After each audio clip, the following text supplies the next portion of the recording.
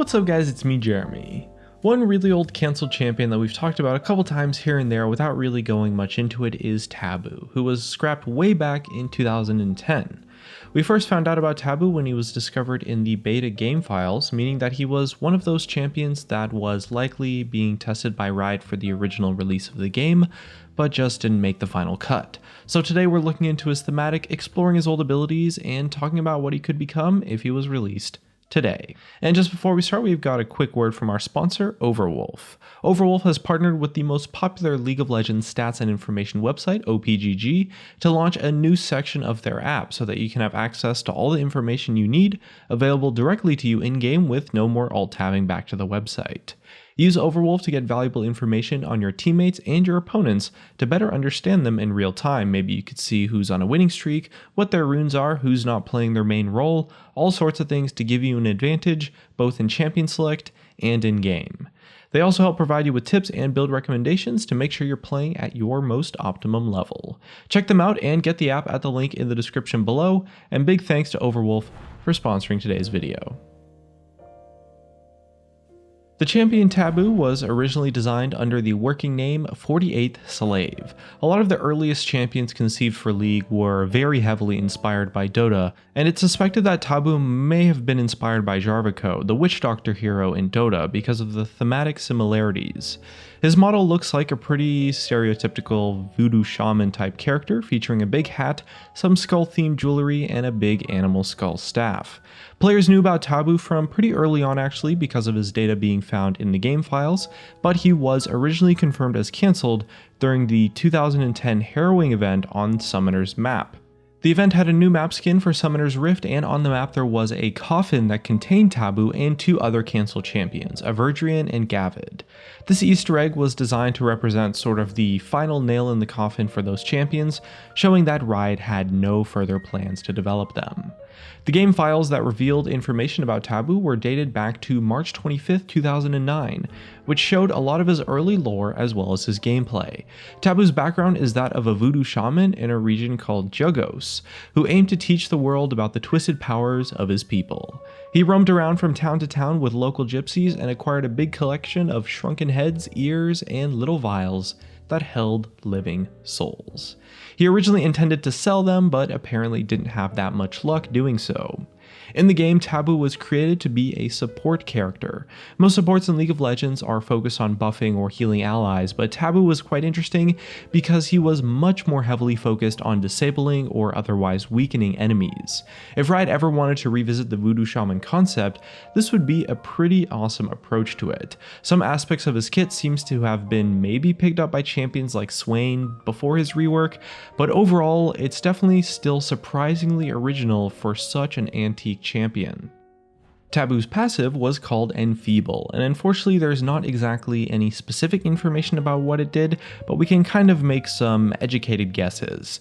The icon showed some kind of dagger, and the description noted that his voodoo vibes would disrupt enemies' powers and sap their strength. Any enemies stood within a certain range of Tabu would have their damage dealt reduced by 15%, so it was an ongoing debuff that would be actually extremely useful for a support character. The Enfeeble icon itself is actually still in the game though, used to represent the Cold Steel unique passive given by a few of the armor items in the game. Next up we have Tabu's Q, which was an ability called Tattoo. Tabu would tattoo his target to link his life force to theirs, and this ability could be used on either an enemy or on an ally. If he casted it on an enemy, a percentage of the damage taken by either unit would be dealt to the other. But if you use the ability on an ally, a percentage of healing received by either character is added to the other. The tattoo ability lasted 20 seconds and poses a pretty cool bit of interesting gameplay for a support champion.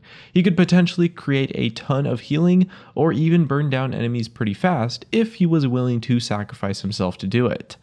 Tattoo's icon was recycled to be used by Crest of the Insight, more commonly known as Blue Buff actually. Tabu's W is a bit of a weird ability because we've got some conflicting information about what it was actually called. The early game files called it Circle of the Ancestors, where Tabu would curse a marked area. Enemies nearby would be damaged and allies would be healed. However, a different source actually called this ability Rendering Cry, although that source didn't come with any specific details for what the ability did. So the former was much more likely to be the true original ability, though it definitely makes sense for Tabu's theme, since Rendering Cry features a raven that doesn't really tie into the rest of his narrative all that much. Tabu's E was called Pacify. He would soothe an enemy unit and make it unwilling to participate in combat. It worked almost like a little bit more powerful silence because the target would also be unable to auto-attack, as well as casting abilities for a short duration. The ability icon showed some kind of weird creature cowering, and for a while this icon was actually used for Tryndamere's mocking shout. And Tabu's ultimate finally was originally called Soul Drain, probably designed to reference his lore a little bit. He would attempt to steal the target's soul, gaining hit points proportionate to the hit points lost by his target. The ability was actually a channel though, so think of it kind of like, I guess maybe Fiddlestick's Drain, but way more powerful and significant, and probably had an effect on stats as well as just HP. For a while, the ability icon was actually reused as Baron Nashor's Voracious Corrosion buff too. A lot of old champions have had some pretty unexplained 6th abilities, and Tabu is no exception. He had another ability called Wave of Loathing, which sounds like some kind of AoE damage or debuff spell, but there's not really all that much information about it. It could have been an alternate ability or an alternate ultimate, or most likely he had one ability that had sort of 2 different versions of how to cast it, but really without any specific confirmation from Riot, there's no exact way to know for sure. But the icon for Wave of Loathing was actually recycled to represent the red buff, Crest of Cinders, so we've got a little bits of pieces from Tabu scattered throughout the rest of the game still even today. Now that we've taken a look at his gameplay and what he did, it's time to talk about the title of this video. Now clearly based on the original kit, Tabu probably wouldn't be a very good match for the game today. There's a few elements that are really unique, like his tattoo ability, but for the most part, the other abilities are all found on existing champion kits, which means that in order to make him a worthwhile champion, Riot have to give him some serious thought to revamping his gameplay, of course making it much more modern and making sure to give Tabu a well-defined niche. Fortunately, the idea of a character who's an anti-enchanter or a debuff-focused support is something that Riot haven't really explored all that much, and it's also something that many Rioters have quoted and saying that it's the type of character they would potentially like to explore in the future. So it's definitely a spot that Tabu could totally fill in the game. On top of that, the Voodoo Shaman theme is completely unexplored as well, and is another type of character that many Rioters have also expressed interest in developing in the future too. So aside from giving him a much better model, of course, Riot wouldn't need to try to completely imagine a new character. Now it's not the most original concept for a game, and you'll definitely find similar voodoo or shamanistic characters elsewhere, like maybe the Witch Doctor in Diablo, but we know that Riot loves taking a sort of popular character type but then putting their own original spin on it. And it's also a type of character that doesn't really exist in League of Legends right now. They could definitely do something interesting with his visuals that of course ties into Runeterra and definitely makes him recognizably different and unique from other similar characters in other games. As for the gameplay, Riot could definitely get really creative with it, and there's a lot of room to expand and explore. A debuff-focused champion probably shouldn't be that good at dealing damage themselves, but a drain-style ability is actually a pretty smart addition. It'd give Tabu a way to tether his damage or healing to another enemy when combined with his tattoo ability, although I have to say it probably doesn't feel that great or exciting when it's on his ultimate. They would also probably need to replace his Pacify with something that's a lot less anti-fun to play against. No one's gonna really enjoy being prevented from playing the game.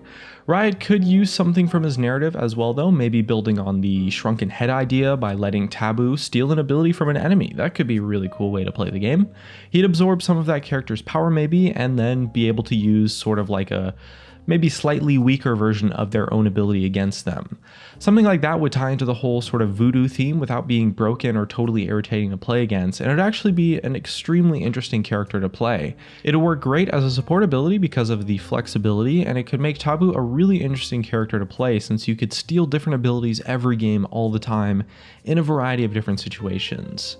Imagine something kind of like Zoe's Spell Thief, but instead of summoner spells, you're stealing actual character abilities, and you would give Tabu a lot more control over which ability to steal, and at the same time, you would make it so that he's not getting an exact version of the ability, he's getting kind of like a watered down sort of thing.